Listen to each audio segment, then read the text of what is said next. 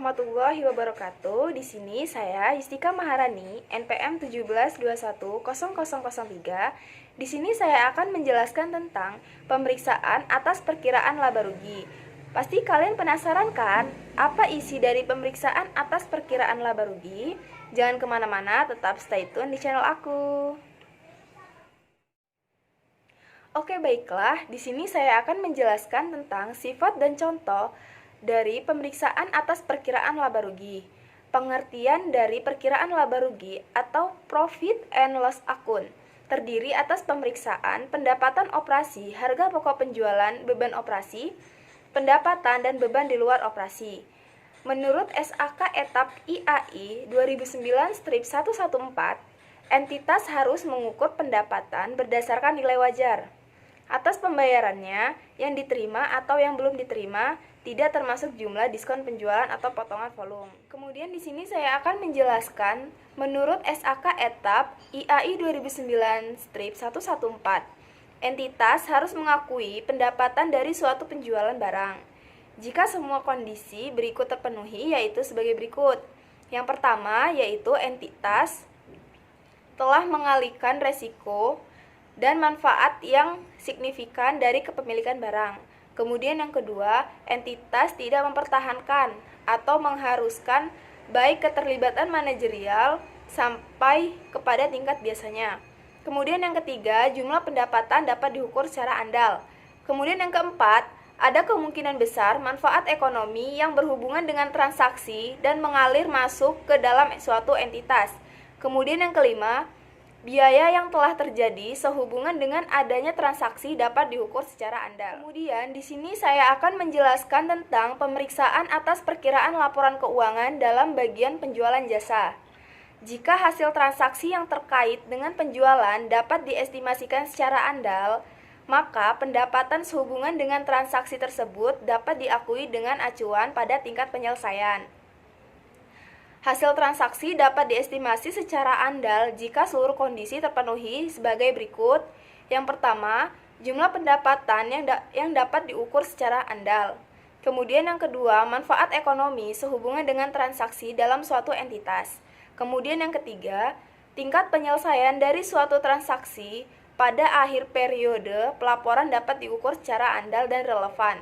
Kemudian yang keempat, biaya yang timbul untuk transaksi dan biaya untuk menyelesaikan transaksi tersebut diukur secara andal dan nyata.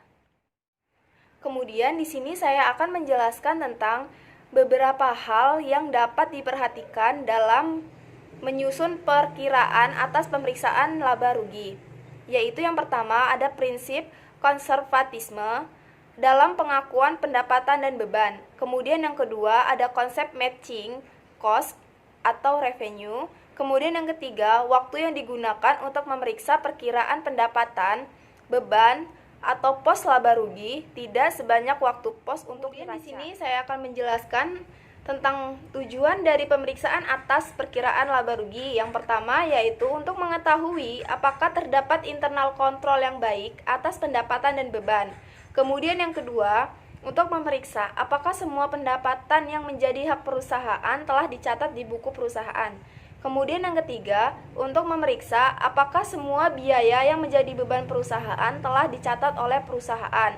Kemudian yang keempat, untuk memeriksa apakah terjadinya fluktuasi yang besar dalam perkiraan pendapatan dan beban.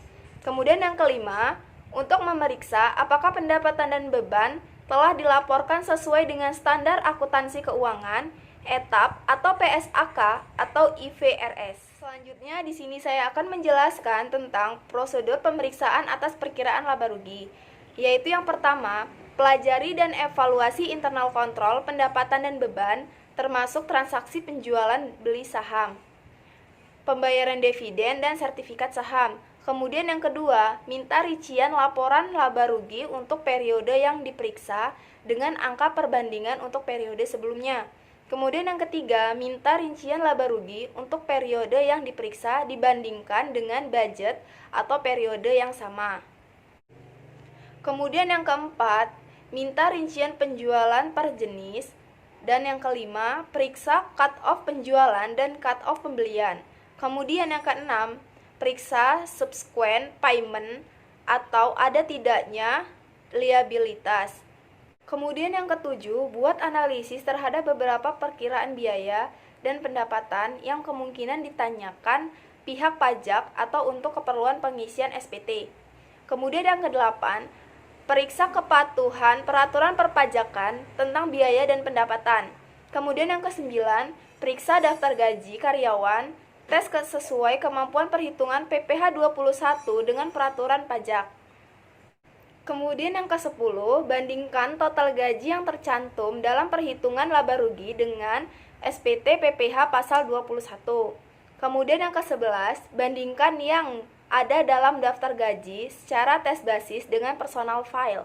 Kemudian yang ke-12, lakukan observasi saat pembayaran gaji, periksa kesesuaian perkiraan laba rugi dengan PSA. Kesimpulan dari materi yang sudah saya jelaskan yaitu perkiraan laba rugi atau profit and loss akun terdiri atas perkiraan pendapatan operasional, harga pokok penjualan, beban operasional, pendapatan dan beban di luar operasional dari pos luar biasa.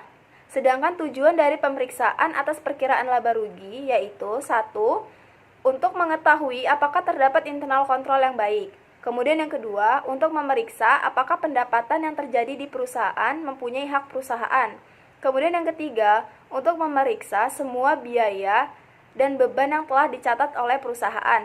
Kemudian yang keempat, untuk memeriksa apakah terjadinya fluktuasi yang besar dalam perkiraan pendapatan dan beban jika dibandingkan dengan tahun sebelumnya.